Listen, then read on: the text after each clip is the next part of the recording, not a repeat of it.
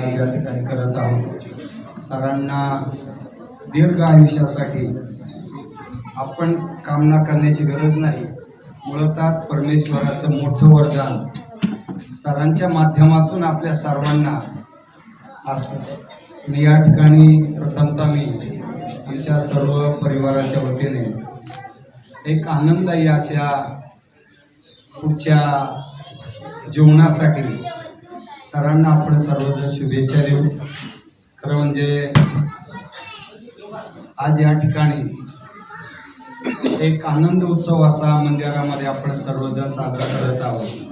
मग राजकीय क्षेत्रातील व्यक्ती असो, औद्योगिक क्षेत्रातील असो, सामाजिक क्षेत्रातील असो किंवा प्रशासकीय क्षेत्रातील असो, समस्या आणि समस्याचं निराकरण करण्यासाठी आपण कुठेतरी जात असतो। आणि म्हणून आज या ठिकाणी आपण सर्वजण आपल्या सर्वांच्या गुरुस्थानी असणाऱ्या आदरणीय सरांना या ठिकाणी शुभेच्छा देण्यासाठी एकत्र आलेला। आज तीर्थयात्रा किंवा मंदिरांचं निर्माण हे सगळं आपण पाहत असतो, परंतु समाधान आणि जीवनाचा आनंद नेमकी अंतर्मनातील आपली जी प्रेरणा असते त्या प्रेरणेतून असतो, आणि ती प्रेरणा आपल्याला गुरूंच्या माध्यमातून मिळत असते। रोज 2012ला पहिल्यांदा आमचा सोलापूर येथे सरांचं दर्शन झालं आणि चर्चा झाली। 2011 तिचे मित्र सर्वांचे आमदार बच्चू भाऊ कडू,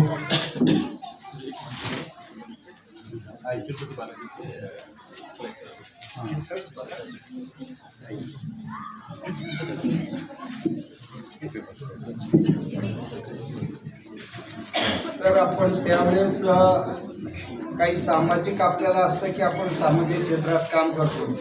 मग वैयक्तिक संबंधी असो किंवा सामाजिक असो, राजकीय असो किंवा प्रशासकीय असो, त्यावेळी आपण कुठेतरी आधार म्हणून जात असतो। आणि सोलापूर येथे पहिल्यांदा ज्यावेळेस चर्चा झाली, सर हिवरे बाजारला आले, एक अर्धा तासाचा वेळ मागचा एक दिवसभर सर गावामध्ये होते। आणि पहिल्यांदा आम्ही, कारण अगोदर ग्रामविकासाचं मोठं काम झालेलंच होतं, झाडे खूप 8-10 लाखाची पुढे आम्ही झाडे लावलेली आहेत। एक दुष्काळी गाव पाणीदार झालं, हिरवं झालं, परंतु मंदिरांची अवस्था आमची अतिशय दयनीय होती। आणि पहिली सुरुवात तिथून झाली का एक काळचं जुन्नर परगण्यातलं छत्रपती शिवरायांचं शेवटचं गाव, जेथे हातमाग होते, हत्ती आणि घोड्यांची बाजारपेठ म्हणून बाजार हे नाव।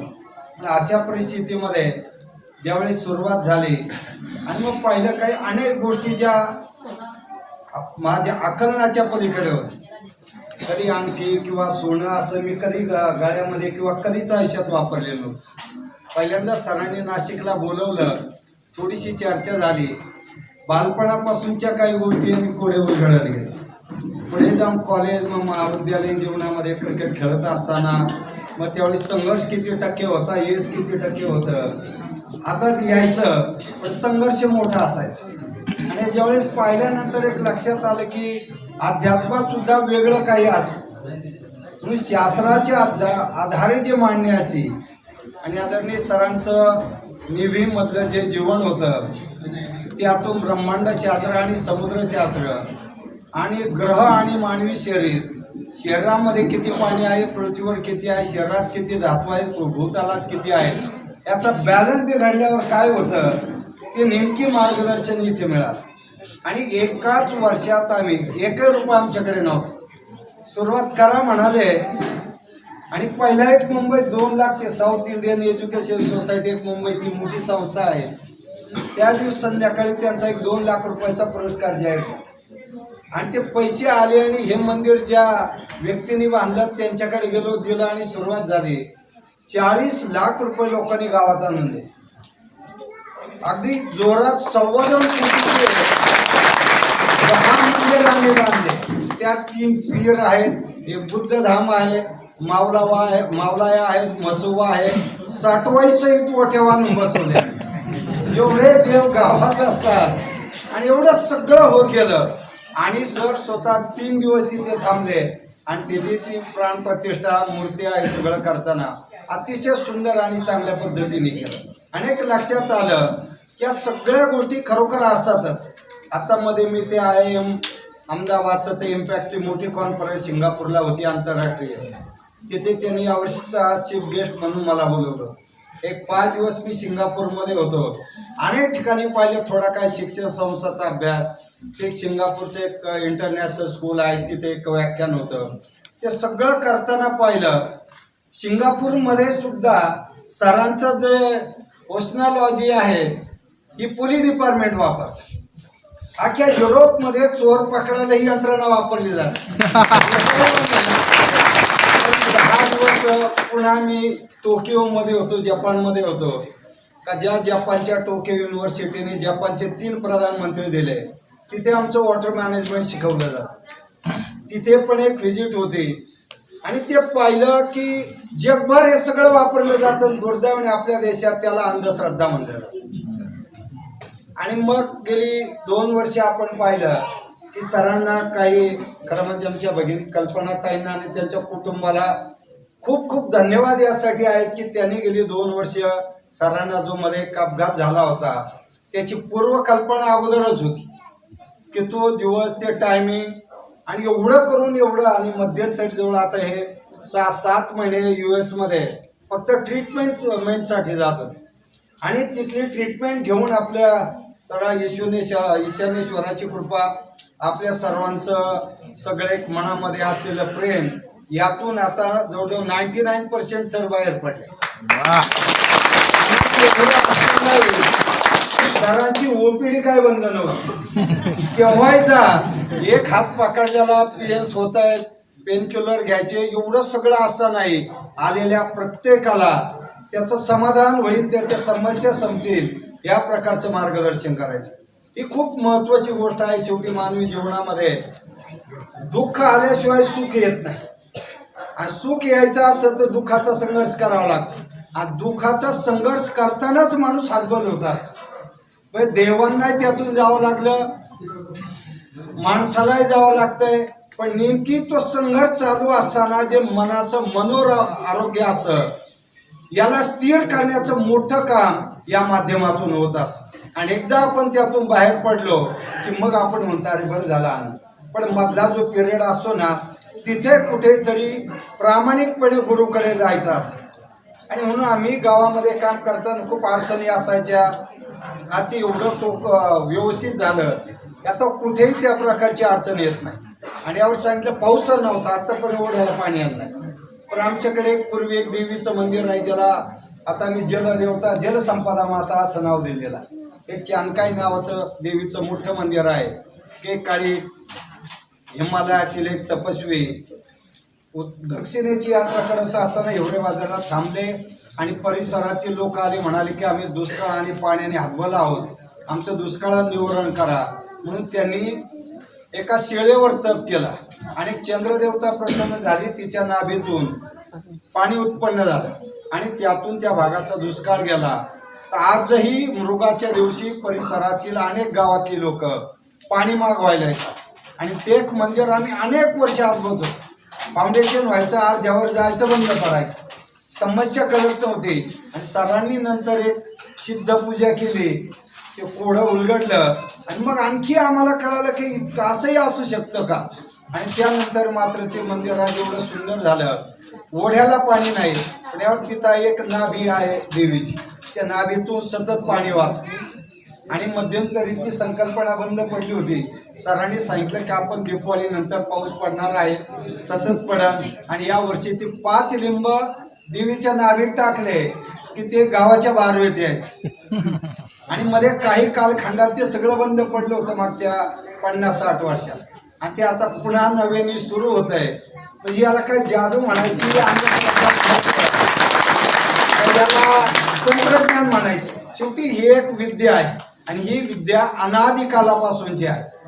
ही महाभारतात अनुभवलेली आहे, रामायणात अनुभवलेली आहे की भगवान शंकराने जेठेमध्ये गंगा सामावली आणि भगवान शंकर कैलासला जाऊन बसले. तर पाण्यात काम केल्याचा खूप मोठा फायदा होतो. मला सुद्धा कैलासपर्यंत जायला मिळालं. आणि सगळे घाबरले होते कारण मायनस होतं, ऑक्सिजन नाही. पण मी ठरवून गेलो होतं जे होईल ते ना आपलं. जर हेतू पाण्यातला प्रामाणिक असेल तर शंकराला सुद्धा तिथं सरांचं शेवटी पाठबळ होतं. मी मान सरोवरामध्ये आंघोळ केली आणि ते बॉर्डर सिक्युरिटी फोर्स, कारण काउन्सिलेट जनरल चायना आमच्या बरोबर होते, त्यामुळे त्यांची सगळी यंत्रणा सगळे घाबरून गेले की काय होत. पण इतका ठणठणीत आलो मी, एकटाच सुरक्षित मुंबईपर्यंत आलो. कविजय भटकर सर आमच्याबरोबर एक शिष्टमंडळ गेलो होतं.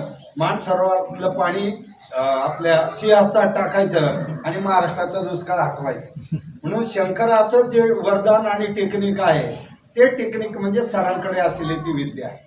या सगळ्या गोष्टी जर आपण पाहिल्या तर आनंद जीवनातला तिथेच असतो ज्यावेळी आपण परोपकार करतो.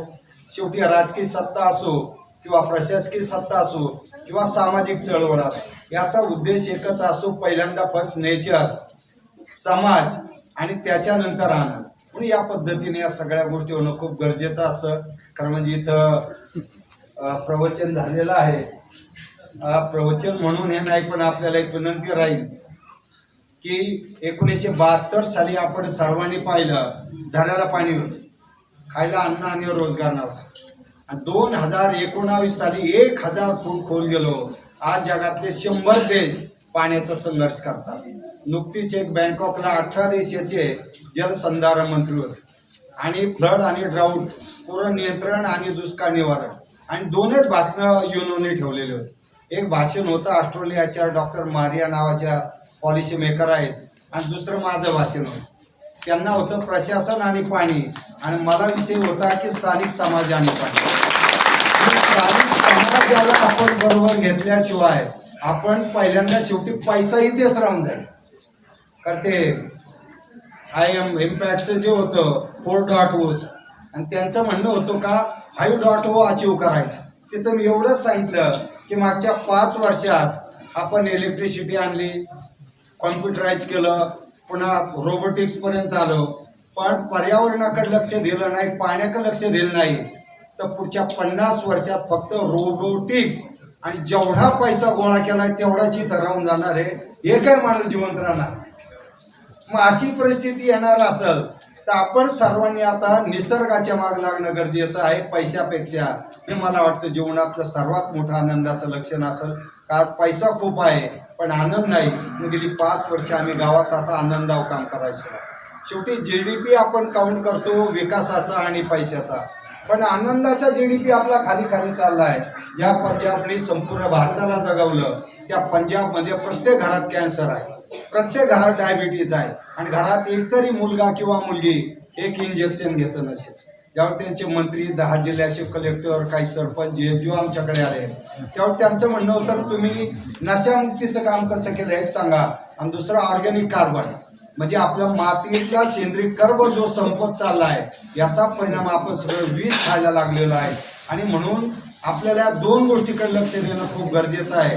कारण अध्यात्मातून आपण मार्गदर्शन घेतो आणि त्यातून आनंदी होण्याचा प्रयत्न करतो, पण याच बरोबर निसर्गाच्या बरोबर सुद्धा चालायला शिकलो नाही. तर आता आपण पाहत आहोत सगळं क्लायमेट चेंजमुळं चित्र बदललेलं आहे, आणि या बदललेल्या चित्राला आपल्याला बॅलन्स करायचं असेल तर ब्रह्मांड शास्त्राच्या माध्यमातूनच आपल्याला याला बॅलन्स करणं शक्य आहे. आणि ते बॅलन्स करण्यासाठी एवढी मोठी शक्ती आपल्याकडे आहे, तर याचा उपयोग आपण या फील्डमध्ये जाण्यासाठी सुद्धा करू.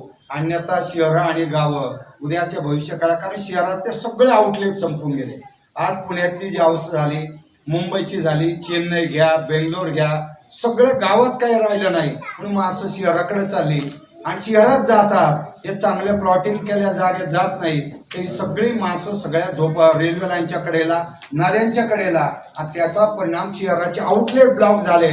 सगळं पाणी स्लममध्ये गेलं. तर सर्वात जास्त मनुष्यहानी, आर्थिक नुकसान या स्लममध्ये झाले. 2.25 कोटीच्या मुंबईमध्ये 55-60 लाख लोक फक्त झोपडपट्ट्यामध्ये राहतात, आणि याला एकमेव कारण हे गावाकडे केलेलं दुर्लक्ष. म्हणून आमच्याकडे 70 कुटुंब मुंबई पुण्यातून परत आले. 1 लाख लिटर पाणी मुंबईचं आम्ही वाचवलं. मग एक गाव करू शकता, आपण का करू शकत नाही? आणि गेली 8-10 वर्ष हा बंधारा पाण्याने भरला नव्हता, आणि पाणी आणि पाण्या समस्या हा म्हणून यावर्षी भरतोय. कारण आता पूर्ण झाले म्हणून भरायला लागलाय. सकाळी जर पाणी नव्हतं, आता 9:30 पाणी सुरू झालं. झाला तर उद्यापर्यंत 40% होईल, 100% होईल आणि नितळ पाणी व्हायला लागेल. कारण सगळी मोर इथं आले. मोर हा शुभ लक्षण असं. ज्या एरियामध्ये मोर येतात आणि ससे कमी होतात, सरांचीच भाषा आहे बरं का ती माझी नाही. ससे आले का समजायचं विनाशाकडे चाललो आणि मोर आले का समजायचं समृद्धीकडे चाललो. भारतीय संस्कृतीने खूप प्रचंड मोठ्या प्रमाणात वरदान आहे ते वरदान आपण विसरलो होतो ते पुन्हा पुनरुज्जीवित करण्याचा प्रयत्न करू. कल परसों ही मैच हैदराबाद में लाइव किया था 10 मिनट कब से 10 चैनल और वीर प्रकाश राव जो इरिगेशन मिनिस्टर है वो सब पूरी टीम गवर्नमेंट का प्रोग्राम था आपको तेलंगाना में. तो एक 4 दिन पहले आके देवस्थान ठीक आहे. तर मी जास्त काही न बोलता, कारण आता फिरलं इतकं असं दर महिन्याला 5-6 हजार किलोमीटर जास्त प्रवासामुळे थोडा मानेचा ताप होतो. तर गेल्या 21 दिवसात मी 11,000 किलोमीटर जे ज्ञान आपल्याला आलेलं आहे. आम्ही कुठेही आता खूप लोक आमच्याकडे एवढे पैसे देतो, आम्ही सांगितलं पैशासाठी काही करायचं नाही, पण जे करतात त्यांना आता मार्गदर्शन करत राहायचं. दर महिन्याला 2-4 कमीत कमी 2 राज्यामध्ये जातो. उद्देश एकच आहे, गेल्या 30 वर्षात जो अनुभव आला पर्यावरण, पाणी, स्वच्छता, व्यसनमुक्ती, आता ही चर्चा भारताची नाही जगात समस्या आणि म्हणून तिथे जे काम केलं त्या कामाला एक मोठं आध्यात्मिक पाठबळ सुद्धा सरांच्या माध्यमातून मिळालं. कारण मी थोडा 2012 पर्यंत खूप आक्रमक असायचं, कारण खूप चांगलं केलं आणि एखादा निगेटिव्ह गावात काय झालं काही एकदम राग यायचा खूप. आणि 12 नंतर मात्र थोडं सरळ सानिध्यात आलो, इतका नॉर्मल झालो. त्यामुळे कोणी काही केलं तर काहीच बोलायचं आणि त्याचा खूप सकारात्मक उद्योग. कारण पूर्वी त्रास झाला की 2 दिवस जेवण बंद व्हायचं आणि आता त्रास झाला नाही तर जेवण जात नाही. याही गोष्टी खूप महत्त्वाच्या आहेत. म्हणून आपण सर्वजण याच पद्धतीने काम करू. कारण तुकोबरायांनी सुद्धा जाता आता 2 ओळी तुकोबरायांच्या सांगणं जरा गरजेचंही वाटतं की अशा सामाजिक हातबल अवस्थेमध्ये तुकोबरायांनी समाजाला जो एक आधार दिलता, कोण आम्हापाशी शिनवलं भागवलो तुझं विना उपजे पांडुरंगा, कोणापाशी आम्ही सांगावे सुख दुःख, कोण तहान आणि भूक निवारी. कारण दुष्काळ 1650-51 तो शेवटच्या 10 वर्षातला घर गेलं, दार गेलं, प्रपंच गेला आणि जगाच्या पाठीवरची पहिली कर्जमाफी ही तुकोबरायांनी केली होती. आणि म्हणून बरे झाले देवा निघाले दिवाळी, बरी गेली पिढा या दुष्काळे हे फक्त संतच म्हणू शकतात. आणि म्हणून ती एक मोठी प्रेरणा सर्वांच्या आध्यात्मिक आपल्याकडे आहे. त्याच परंपरे सरांनी एक वेगळ्या पद्धतीने हे तंत्र आहे, हे जादूटोणा नाही, या माध्यमातून जी आध्यात्मिक बैठक मांडली खूप महत्त्वाची आहे. आणि आता खूप मोठाली माणसं प्रशासन, मला वाटतं 90% प्रशासनाची माणसं इकडे येतात, फक्त दिवसा येत नाही जरा.